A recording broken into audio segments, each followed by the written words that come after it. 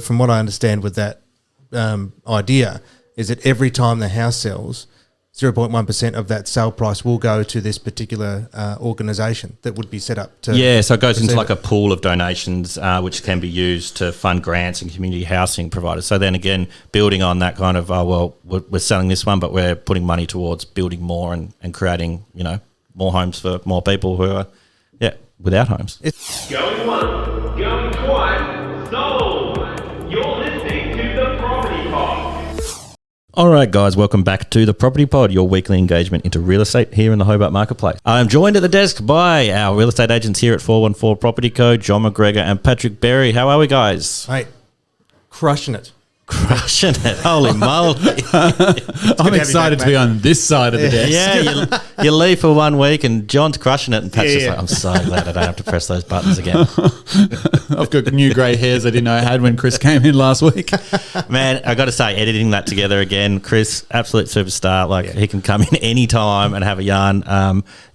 Just going through the first part of it, and he's just saying, why do you want to do it? I was just like, this is something that everybody should at least think about. Do you want to actually own 30 properties, or do you just need one or two? Or, it was really cool. Start to the investor series, and we can just kind of keep growing from there. All I can say is, I'm so excited you got an episode together, because when you were editing it the other day, and the first bit of footage you bring up and you're like, yeah, Pat, you've cut Chris completely out of the frame of the shot. I'm like, oh, shit. That's that one moment where you wish you had the masks on again. So that was only like half a head. Oh, really? Yeah, the safety camera that we used for the GoPro basically was just you two. And I was just like, man, you might have big egos, but you could have at least framed up the guests. So, there was some crafty editing. But, shout out to another cracking episode. Thanks, Chris, for coming in and being part of the show. And, we'll definitely have more with Chris, and we've had some really good feedback on all the investor stuff. So, look, it's one side of the coin. There's plenty of other discussions that we've been having, and one of those that kind of is really the hot topic item in Hobart and across Australia at the moment is this affordability stuff. Yeah. So we've kind of been covering off a fair bit of the stuff like that. It's interesting that we've kind of created this little bubble of information where it's kind of, this is the hot topic that we're going to talk about. There's ways to help people buy and stuff, but we're still kind of covering off on this affordability stuff, and a few of the topics I got today are right up in that space. Yeah, and with that too, it is kind of fun just to explore all the ideas that people are putting out there, because at this point, rather than, I suppose, we're not worrying about having too stronger opinions. I mean, we've just got our own little 20 cents, 50 cents, I guess you could say. I'm glad you started with 20. You're like, no, my opinion's worth 50 cents. Worth 50. I'm half a dollar. I'm a little bit more. It's really I've been around the block once or twice. And so it's really fun to see that. And there's so many different new ones coming up consistently to try and help as many people as possible. And the best bit about this conversation that we're having is today we're recording this the day after the budget's been released. And so I'm sure over the coming weeks a lot more will be unpacked from that, as well as when the opposition give their rebuttal. There's going to be crazy more ideas come through, I think. Yeah, I'll be really interested to see what either objection or new ideas they're going to have to this. Because the Liberal government threw a lot of stuff at them, that's for sure. But that's not today, because we're not clever enough to unpack that. We need to wait for other people to tell us what it says. Unlike the first eepisode of the pod ever. Yeah, there was an awkward silence in the air there. It's just like, I'm not jumping on this one. I brought notes for some other stuff. Nino's put those together. I want to talk about that. Yeah. I know nothing about the budget. I claim to know nothing about real estate, but budgets, woo! No, the first thing I want to jump on today is this social enterprise article that I came across, something that's trying to move into Tasmania. It's kind of taken off across the rest of Australia. It's based on a US idea, but this organisation, or this what are they called, a non-for-profit, is basically, when you go over to Melbourne for the footy, or you go to a concert or something like that, and there's somebody selling the magazines on the street, kind of like the homeless people or people who are the big issue magazines. The big issue. So looking into this topic, I was like, the big issue, I know that. What's the big issue? And then I was just like, oh, holy crap, this is like them growing and expanding beyond kind of just this magazine and trying to empower people who are living it rough. This is kind of so they call it the Home for Home scheme. And essentially it is organising kind of a caveat in the contract of sale that will kind of like once the sale goes through, I think it donates 0.1% of the sale price. So a small fraction of the sale price. I like they call it a donation deed, which I thought was an interesting That's way clever. to describe it. Yeah. So Yeah, it's yeah. like a secondary deed attached to the property, which is a donation. So 0.1%, as you said, Aaron, which is nothing. Like John maths is amazing. Before the show, we worked out that on a $500,000 sale, that's $500. Yeah. So it doesn't seem like much, but you get more people to sign up to this, and that would generate some serious money right across the Yeah, country. and the important thing to distinguish here is that when it's a caveat on the title, it means that potential donation deed can carry over through multiple ownerships. So from what I understand with that idea is that every time the house sells, 0.1% of that sale price will go to this particular organisation that would be set up to... Yeah, so it goes into receive like a pool of donations which can be used to fund grants and community housing providers. So then again, building on that kind of, we're selling this one, but we're putting money towards building more and creating, more homes for more people who are, without homes. It's a really interesting idea, and I suppose that little bit you're probably not going to miss in Melbourne with an average sale price of $1 million. It's $1,000 in that sense. So you're probably not really going to miss it. However, what it does allow people to do is opt out if you want to. So it wouldn't be that once it's on there, you've a person set this up 30 years ago and then no one's allowed. Yeah, you're stuck with it for life with this deal that you can get out. But I'll do that. Donation deed is a kind of a nice way to recognise what it is. So you don't have to, you don't have to fork out the money today. It's only going to be right at the last minute, where just the $1,000 goes to a particular charity once all that money hits your bank account.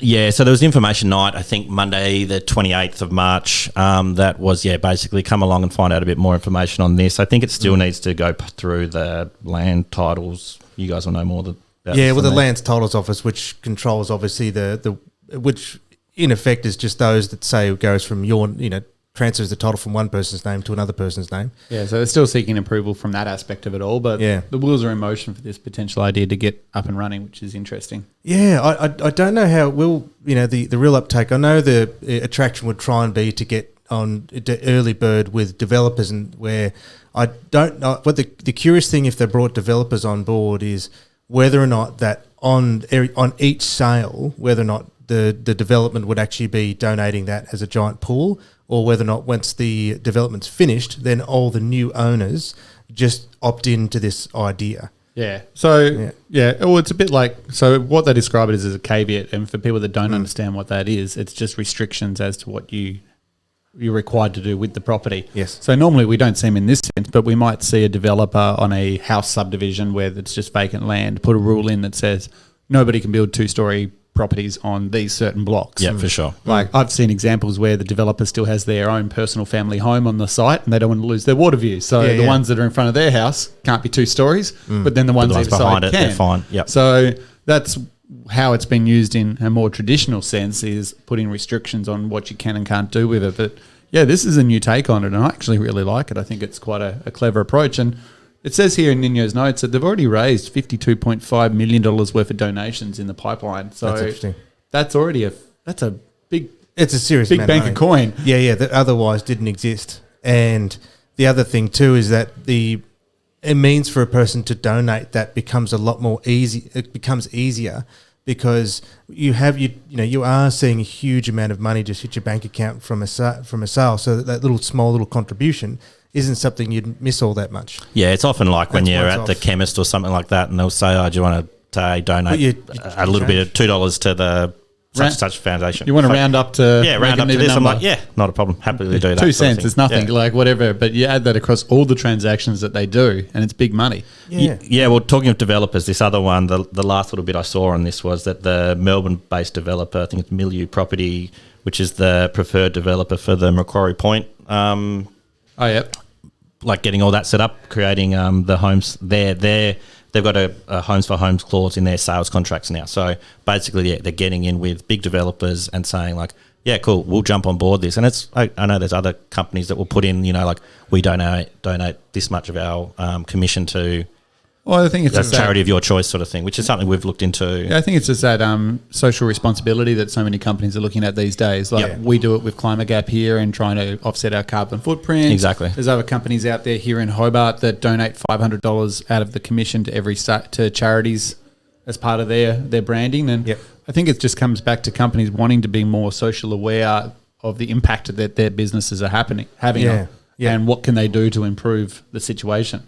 And that's the little pessimist hat I'll put on for just 1 second is where then the direction of these charities and what their mission statement's going to be. Because if all of a sudden you're amassing a serious amount of money, how do you not waste it? That's it. And I think a lot of time too, and it's sad. It's a sad reality that some charity organisations are so heavily ridden with administrative costs that so little of the actual amount goes to the people in need. And so before even if I was to sign off my home onto this, I'd be like, okay, no worries. That sounds like a great idea. What the heck are you going to do with this? Yeah. I guess like one thing that I really liked is when I found out that it was like a big issue kind of initiative. I was like, oh, they've been around a while and they seem to be kind of in the right side of the coin. They're not kind of like give us all your money and we'll. So you like the fact that they've got track record backing behind them. Yeah, I guess they're not just a brand new charity that's opened up. They're a well-established one. Exactly. And they are. Like I remember her when I was a little kid going to the football Melbourne trips. Oh, yeah. Like, there you go. Yeah, no, you meet a character when you're at the footy or you're coming back from the concert or whatever and you kind of have a great time and it's one of the things you'll get back and tell your family, like, oh, I was cruising down the street and I got a big issue and read it. I actually really liked reading them back in the day as well. So yeah, right. Yeah, no, the fact that it's something that's been established previously and this is kind of, where they're branching out now, it feels like it's something cool. I liked reading the article about it and I'd love to know more about it moving down the track. Maybe we can reach out to someone from there to have a yarn with us. That would be really interesting. And find out a bit more about it because, I loved finding out about it and the more I've delved into it, I thought, this would be cool if it's something that, even if I don't know when I sell my place, if I just can work out kind of, I'll add this to the fund if I don't, even without the caveat. Yeah. But that's the other interesting thing about the caveat though. Like they're saying $52 million now in the pipeline. Average home is, 5 to 7 year hold time. That's another guaranteed almost $52 million coming back in 5 or 7 years' time. So keep compounding that with new sales every single year. Like this idea at 0.1%, in another 5 to 10 years' time, that's just a money monster machine. Yeah, exactly. With the amount of transactions that take place in Australia every year. Well, then the other side of it is like once the fund starts to get used, that's building, so that's adding more jobs, that's creating more opportunities for people. So it's this ongoing, growing effect just from this kind of simple little donation. Yeah. I'm all for it. Yeah, me too. I'm into it. Well, look, in the end, ultimately, if it always becomes voluntary, well, you can just always say no. Like it can always be an option, but you just say no. So there's no point, getting uppity about it. It's like, well, I don't want to be a part of it. Like, no worries. Yeah. Don't. And if you are selling for reasons where you're kind of in a tricky spot and you can't afford that little extra bit, then don't worry about it. Totally understandable as well. So yeah, interesting little idea. Would definitely like to find out more about it. Watch this space. We might even get some blog issues out there to the blog issues from the big issue. It writes itself. Before we finish up today, I did want to jump over to the cost of living is really quite high at the moment. We've talked about fuel briefly on another episode a few weeks back and just how crazy things have gotten on that front. But this also links back to when we talked about the ferries. Something else really cool that's that kind of seems to be in the pipeline here in Hobart and Tassie is they want to kind of expand the ferry trial, which seems to be a big test and a big success. Isn't that cool though? Like, a year ago, people were like, the ferry's never going to work. No one's going to use it. We're not Sydney. We don't have the population to justify it. And now they're already talking about rolling out to expand the experiment further with additional points. Brilliant. Yeah. Well, this is like Hobart, Glenorchy, Clarence and Kingborough mayors all getting together and saying, look, we probably need another 20 million over the next 3 years to expand the ferry service, but like we're all for it and we want to pop it in all these spots. And I think it's crazy. Like we've talked about the how the rail's not being used and that seems like a waste, but if they can use the river, like why not? Let's go for it. And that'd be awesome. Well, and that's the thing because that is one, the geographical problem of Hobart is you've got mountains and rivers. It is really difficult. So the fact that they could open it up is actually just really exciting, just to give some other options. I think, though, as we've spoken about in previous episodes, to make it really successful, there needs to be some sort of form of parking at the ferry terminals because the idea is to remove the cars from the centre of the city. Well, you still need to get to the, like they're talking about Wilkins Point, for instance, for a ferry terminal. Yep, which we've talked There about is- before. Which is great, but there's nothing there at the moment. So Yeah. it's a big open space, which would be awesome for a car park for people to park and then ferry in, which is great. But they need to commit to that infrastructure as well. There's no point having these ferry terminals in the middle of nowhere if no one's going to utilise them. I'm lost Yeah. now. Where's Wilkinson's Point? Isn't that? Am I on the wrong? Is that path? Gasp? Oh, that's where I thought it was. Oh, isn't there like a massive car park at like the MyState Arena? Isn't that? yeah, but like it's out in the point by itself. Oh, okay. You mean Yeah. like, yeah. Yeah, Okay. like the You still got to walk. yeah. I'm the lazy shit. I don't want to walk. Okay. I've got kids. I got. If you're going to build these Stuff. terminals, you got to have You gotta have- facilities that are with them. So Yeah, no, I'm all for that. I Wilkinson's just, Point's got the room to make the car parking. yeah, no, I just was like, I'm pretty sure there's a big car park there. Pat. Like, there's a big stadium with a car park. People park there. Look, But I see what you mean. Yeah, closer to the actual. It may sound like a first world problem, but the problem is that that's exactly how a lot of people will think. So Yeah. it's, if it isn't convenient enough, it's like I'll drive to so- town. Yeah, exactly. I might as well just get where I want to go. So, But the ferry moving to Wilkinson Point, because there is talk of the hotels and restaurants and everything going in there, so Yeah. it's a great position to have a ferry terminal. And then they talk about Rest Point, Sandy Bay. Well, there's another great location for another terminal. It's yeah. high density area with a lot of units. So the flexibility there is fantastic. And even coming back to that new stadium that's been drawn up for Hobart on the regatta grounds. Did you notice in the 3D renders, it was like Ferry Terminal Central on the front of it? Yeah, So- yeah, which was really cool. And then they're also talking about in where the terminal is in the city at the moment at Bell Reef Pier. Oh, no, Bell Reef Pier, the one on the other side, they want that upgraded again to be kind of like, yeah, this is working. So let's like really bolster it, which again, parking could be an added feature to that. Yeah. It's But just yeah, a they're really- talking like Rest Point Casino, Lindisfarne, Wilkinson's Point would be all great places where you can, get everyone to travel to here and then let's, make our way to the city or wherever we work And that's from it. there. And I just love the fact that, Hobart, the new infrastructure that they're building, they're obviously still thinking about this ferry system. So it must be getting some pretty good response from it so that new future plans are incorporating that into it. So, Yeah. it's a clever. Well, and with now for the trialing that, obviously the bus fares are free. Well, I wouldn't say free; it's always subsidised. It's probably a better word to use. Nah, free buses, mate. Call Yeah. free. No one's paying No one for wants it. that subsidised bus fare. Metro's just like, go for it, gang. You can have at it. And where then, if they start to think, because obviously that's still a separate private company at the moment, and then if maybe the future long-term plan is to just have it all as one interconnected, public service, operation. Yeah, I yeah. don't know what that looks like or even if it's efficient. Yeah. But that way, if to get rid of the cars, we need the buses getting out to the suburbs. Oh, I can't wait to see the little Metro branded e-scooters sitting around the Hobart City. See you later, Beam and whatever that other one's called, Neutron. Yeah.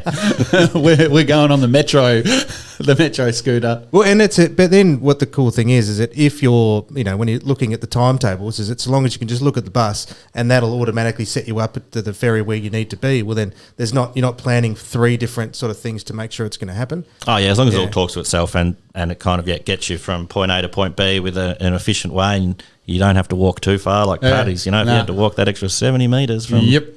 Ooh. In the colder winter, I totally understand. But I did think there was a big car park Well, there. you go to any car park and you see like people will do laps around it just so they can get to the closest side of the front door. Whereas if they just park 3 car parks down, they would have already been in the shop already. Oh, it's the elevator. You got to be next to the elevator. That's it. You might have to go to the 10th story to get next to the elevator, but you have to.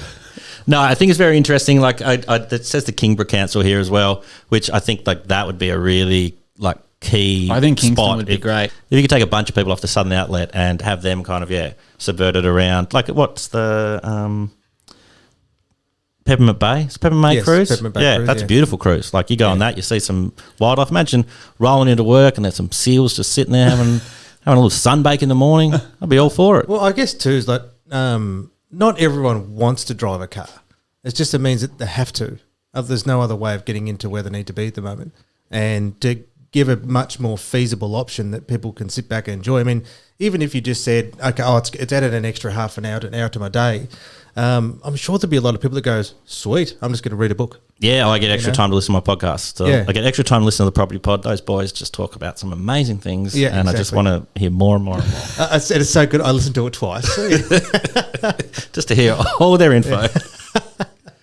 No, look, I think, boys, we might end it up there. Yeah. It was, it's fun to be back on the mics. I had a great time listening in and seeing Pat kind of brain explode, pressing the buttons and framing up the images wrong. But what Chris had to say last week was excellent, and we definitely will be reaching out for him. We'll be back soon for another episode. We're working on the next one now. Excellent. Good to know.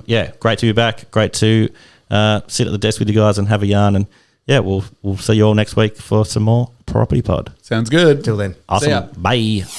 You have been listening to the Property Pod, recorded and edited by 414 Media House in conjunction with 414 Property Code. This podcast is general information only, and the thoughts and views expressed is the opinion of our panel, and listeners should always seek then use their own investigation into any topic we discuss to ensure they fully understand their own situation. It does not constitute and should not be relied on as purchasing, selling, financial or investment advice or recommendations, express or implied, and it should not be used as an invitation to take up any agent or investment services. No investment decision or activity should be undertaken on the basis of this information without first seeking qualified and professional advice.